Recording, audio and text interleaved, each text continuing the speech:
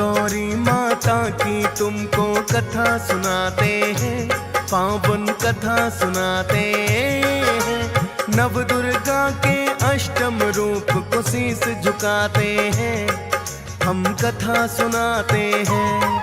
हम महागौरी माता की तुमको कथा सुनाते हैं, पावन कथा सुनाते हैं। नव दुर्गा के अष्टम रूप को शीस झुकाते हैं, हम कथा सुनाते हैं। करने से इनकी भक्ति मिले सब पापों से मुक्ति, करने से इनकी भक्ति मिले सब पापों से मुक्ति।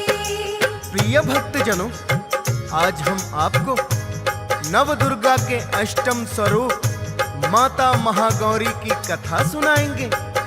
प्रिय भक्तों, जैसा कि नाम से ही प्रतीत होता है, माता का रूप पूर्णतः गौर वर्ण का है। इनकी उपमा शंख, चंद्र और कुंद के पुष्प से की जाती है और इनकी आयु 8 वर्ष की मानी जाती है। इनके सभी आभूषण और वस्त्र श्वेत रंग के हैं, इसलिए इन्हें श्वेतांबर धरा भी कहा जाता है। आइए भक्तों, सुनते हैं इनकी महिमा वर्णन और कथा।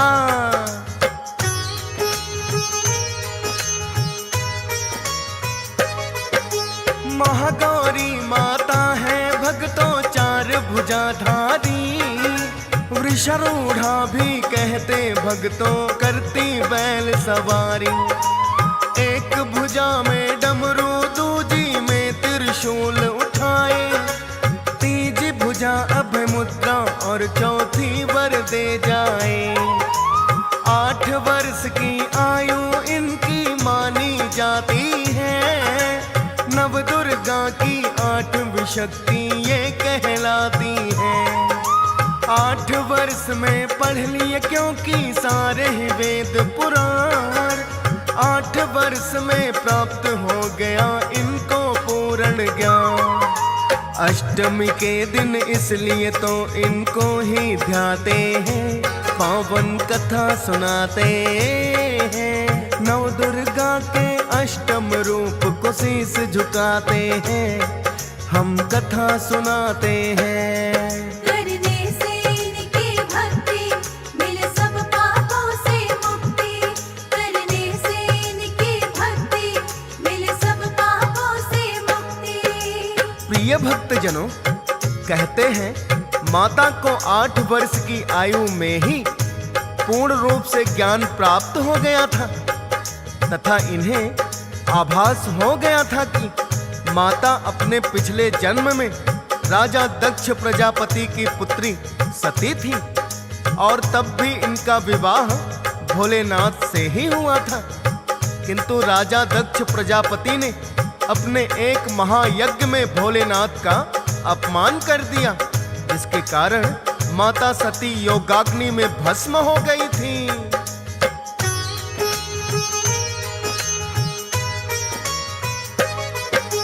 अपना अगला जन्म इन्होंने हिमालय घर में पाया, पार्वती और उमा नाम तब इनका कहलाया। 8 वर्ष की आयु में माँ को फिर से हुआ ये ज्ञान, पिछले जन्म में थी मैं सती और पति थे भोलेनाथ, और अब बनी हिमालय पुत्री नाम है पार्वती। अपने पिछले जन्म की घटना याद इन्हें सब थी। राजा हिमालय ने जब इनका विवाह रचाना चाहा, विष्णु जी को विवाह संदेशा उन्होंने है भिजवाया। उत्तम वर मुनि नारद विष्णु जी को बताते हैं, पावन कथा सुनाते हैं। नव दुर्गा के अष्टम रूप को शीस झुकाते हैं, हम कथा सुनाते हैं। करने से इनकी भक्ति मिले सब पापों से मुक्ति, करने से इनकी भक्ति मिले सब पापों से मुक्ति। प्रिय भक्तजनों, जब राजा हिमालय ने अपनी पुत्री का विवाह करना चाहा तो मुनि नारद ने उनसे कहा कि पार्वती के लिए विष्णु जी से उत्तम वर भला कौन हो सकता है। राजा हिमालय को भी उनका सुझाव उचित लगा और उन्होंने विष्णु जी को विवाह संदेशा भी भेज दिया। किंतु जब माता पार्वती को ज्ञात हुआ तो माता ने अपनी सखियों जया और विजया को बताया कि मैं तो केवल भोलेनाथ को ही वर के रूप में देखती हूँ और मुझे उनसे ही विवाह करना है।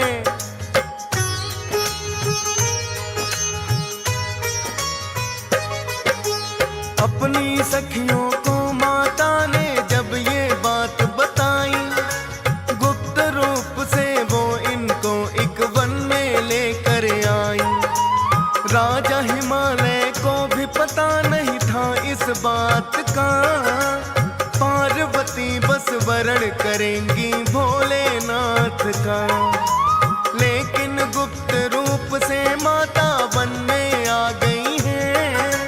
राजा हिमालय को भी जानकर चिंता बड़ी हुई है। माता वन में आकर लगी है घोर तपस्या करने। भोलेनाथ ही बसे हुए थे क्योंकि उनके मन में एक नहीं कोई ये तो कई जन्मों के नाते हैं। पावन कथा सुनाते हैं, नव दुर्गा के अष्टम रूप को शीश झुकाते हैं, हम कथा सुनाते हैं। करने से इनकी भक्ति मिले सब पापों से मुक्ति। करने से इनकी भक्ति मिले सब पापों से मुक्ति।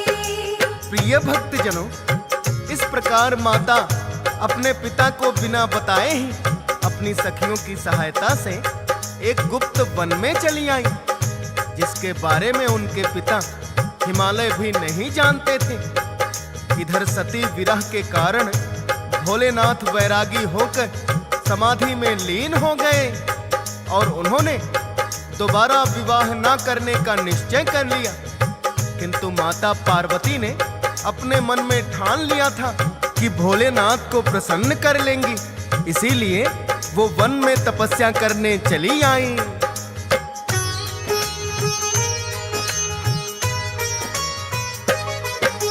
माता बैठ गई है भक्तों शिव का ध्यान लगाए। 3000 वर्ष तक माने कंद मूल फल खाए। कंद मूल फल खाने भी फिर माने छोड़े हैं। बेल और पत्ते खाने लगी जो वृक्षों से तोड़े हैं। इतनी कठिन तपस्या पर भी जब शिव ना आए, फिर तो माता ने वृक्षों के सूखे पत्ते खाए। सूखे पत्ते खाने के कारण पड़ा है नाम अपर्णा। सबके बस की बात नहीं है ऐसा कठिन तप करना। आखिर उनकी विनती भोले मान ही जाते हैं, पावन कथा सुनाते हैं। नव दुर्गा के अष्टम रूप को शीश झुकाते हैं, हम कथा सुनाते हैं। करने से इनकी भक्ति मिले सब पापों से मुक्ति। करने से इनकी भक्ति मिले सब पापों से मुक्ति। प्रिय भक्तजनों, कहते हैं माता पार्वती के 14,000 वर्ष के कठिन तप के पश्चात भोलेनाथ इनसे प्रसन्न हुए थे। माता ने अंत में जब सिर्फ वायु पीकर ही भोलेनाथ का ध्यान शुरू कर दिया तो भोलेनाथ ने माता को आकर दर्शन दिए।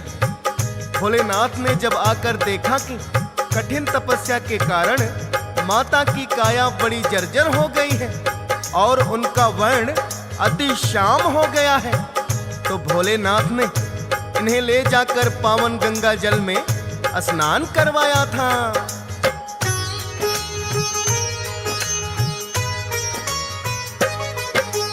भोलेनाथ ने जब इन्हें गंगा जल में स्नान कराया, श्याम वर्ण से माता ने महागौर वर्ण है पाया।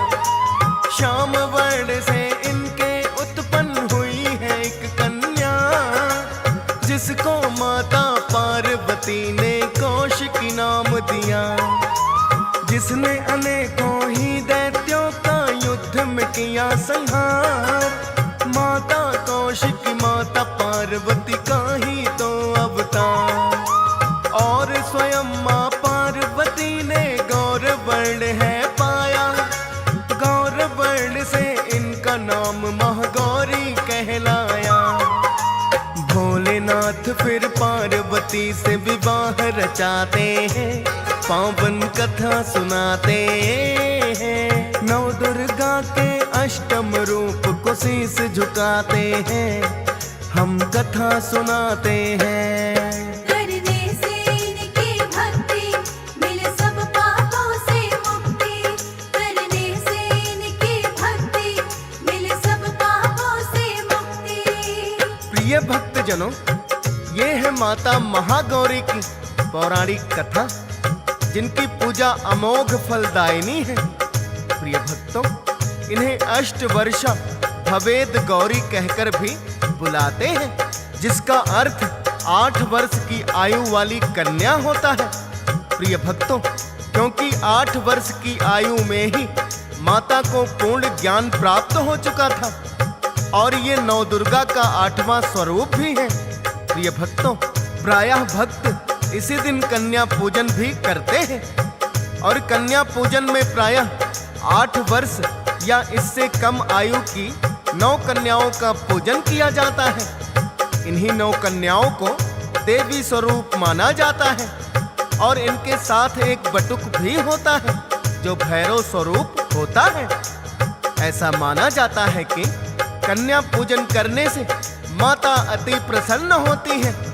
प्रिय भक्तों, कन्या पूजन की यह प्रथा कैसे प्रारंभ हुई, आइए इसके बारे में जानते हैं।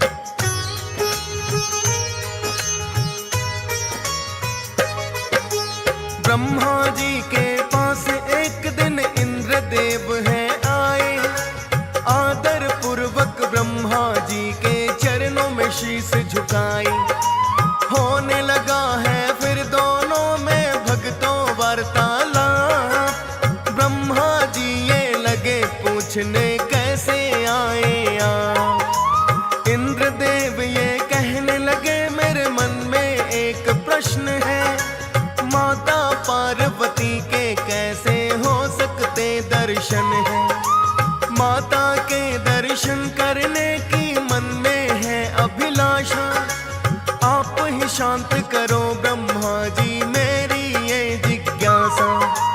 ब्रह्मा जी फिर उन्हें उपाय एक बताते हैं, पावन कथा सुनाते हैं। नौ दुर्गा के अष्टम रूप को शीस झुकाते हैं, हम कथा सुनाते हैं। करने से इनकी भक्ति मिले सब पापों से मुक्ति।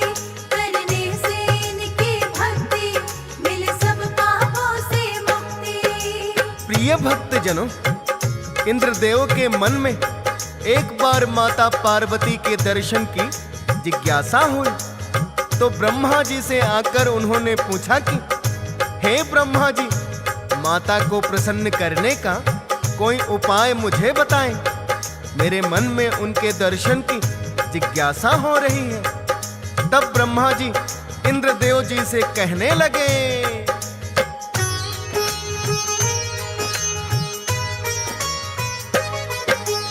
इंद्रदेव यदि माता के तुम दर्शन करना चाहते, 9 रूपों की पूजा करो जब आते हैं नवराते।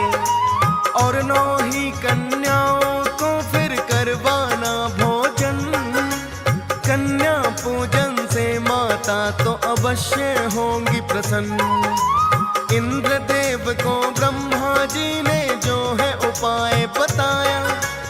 इंद्रदेव ने 9 कन्याओं को भोजन करवाया, और साथ में एक बटुक भैरव को बिठाया है। देके दक्षिणा आशीर्वाद भी सबका पाया है। फिर तो माता के दर्शन उनको हो जाते हैं, पावन कथा सुनाते हैं। नौ दुर्गा के अष्टम रूप शीस झुकाते हैं, हम कथा सुनाते हैं। करने से इनकी भक्ति मिले सब पापों से मुक्ति। करने से इनकी भक्ति मिले सब पापों से मुक्ति। प्रिय भक्तजनों, कहते हैं सर्वप्रथम कन्या पूजन ब्रह्मा जी के कहने पर इंद्रदेव ने किया था। तभी माता ने प्रसन्न होकर इंद्रदेव को दर्शन दिए। प्रिय भक्तों, कन्या पूजन की एक और पौराणिक कथा है जिससे आप भली भांति परिचित हैं। आइए उस कथा को भी सुनते हैं।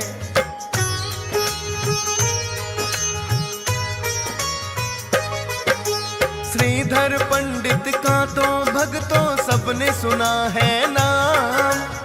माता वैष्णो की भक्ति करना था जिसका काम। यद्यपि श्रीधर पंडित पहले बड़ा ही निर्धन था, किंतु समय समय पे करता कन्या पूजन था। एक दिन कन्या रूप में ही माँ श्रीधर के घर आई। दर्शन पाकर श्रीधर पंडित हो गया धन्य बड़ा ही। माता के आदेश पे उसने करवाया भंडारा। भोजन करने को कुटिया में गांव आ गया सारा। भैरवनाथ फिर उसकी परीक्षा लेना चाहते हैं, पावन कथा सुनाते हैं। नव दुर्गा के अष्टम रूप को शीस झुकाते हैं, हम कथा सुनाते हैं। करने से इनकी भक्ति मिले सब पापों से मुक्ति। करने से इनकी भक्ति मिले सब पापों से मुक्ति। प्रिय भक्तजनों, भैरवनाथ ने जब इस अलौकिक कन्या को देखा तो वो समझ गए कि ये कोई साधारण कन्या नहीं है। पहले तो भैरवनाथ ने भंडारे में मांस और मदिरा मांगा। फिर जब कन्या ने क्रोधित होकर कहा कि ये वैष्णव भंडारा है, तो भैरवनाथ ने माता का हाथ पकड़ना चाहा। तत्काल ही माता अंतर्ध्यान हो गई और अर्धकुमारी की गुफा में 9 माह तक निवास किया। किंतु भैरवनाथ ने भी निश्चय कर लिया कि जब तक इस कन्या का भेद नहीं जानूंगा, मैं पीछे हटने वालों में से नहीं। और भैरवनाथ अपनी तपस्या के बल पर भेद जानकर अर्धकुमारी गुफा तक भी पहुंच गया। किंतु माता त्रिशूल से रास्ता बनाकर पीछे से निकल गई और ऊपर जाकर त्रिकूट की एक अन्य गुफा में ध्यान मग्न होकर बैठ गई।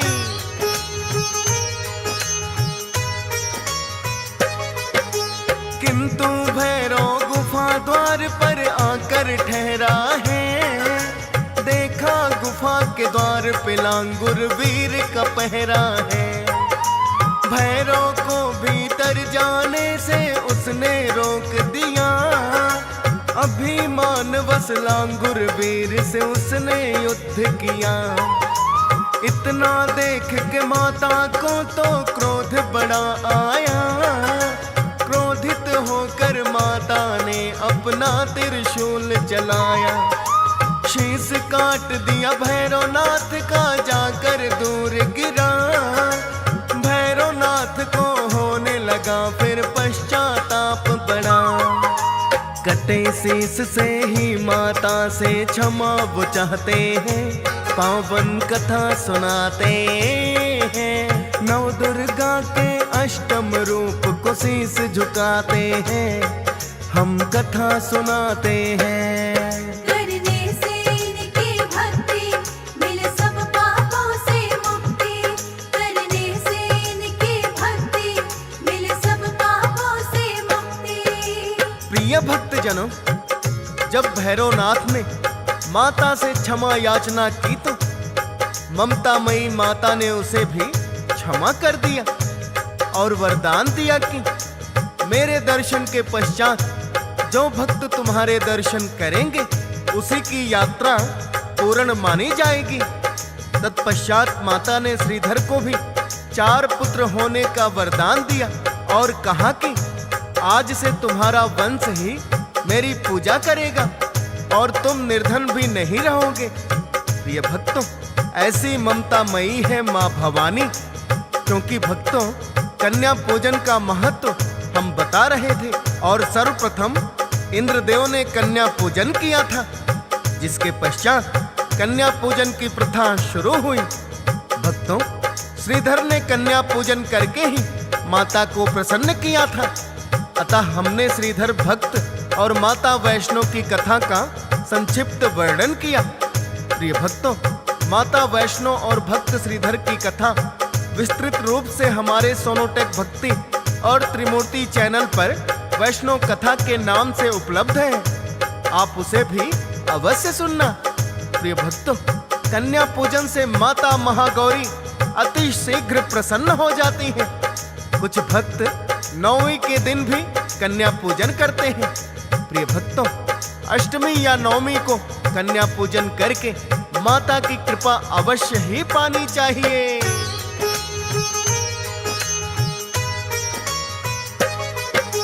महागौरी माता रहती सदा उन भक्तों पे प्रसन्न।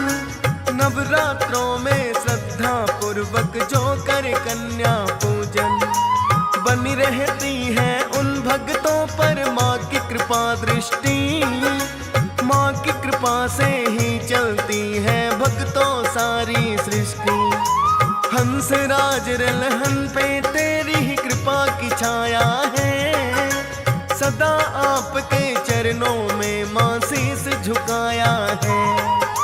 डीएस पाल भी महिमा माँ की सदा ही गाएगा। फौज सुरेश भी माता यूं ही लिखता जाएगा।